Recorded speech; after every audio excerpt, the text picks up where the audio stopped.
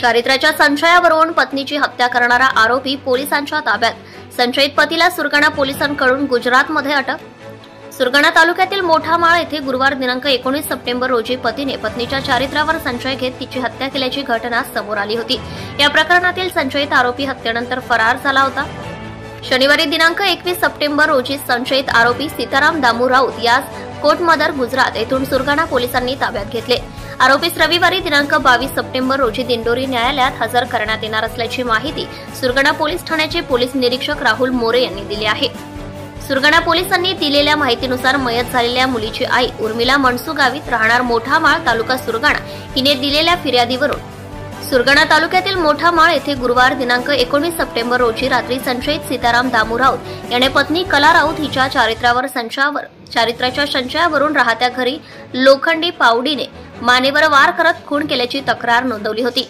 त्यानुसार सुरगाणा पोलिसांनी तपासाचे चक्र फिरून आरोपीस ताब्यात घेतले असून त्यांच्यावर गुन्हा दाखल करण्यात आला आहे. तर याबाबत पुढील तपास पोलीस निरीक्षक राहुल मोरे यांच्या मार्गदर्शनाखाली सहाय्यक पोलीस निरीक्षक राजेश गावित, नितीन ढेपले, कैलास मांडकर, कविराज गावित, रमेश चव्हाण, संदीप पगारे, तुळशीराम चौधरी, चेतन बागुल आदी तपास करीत आहेत.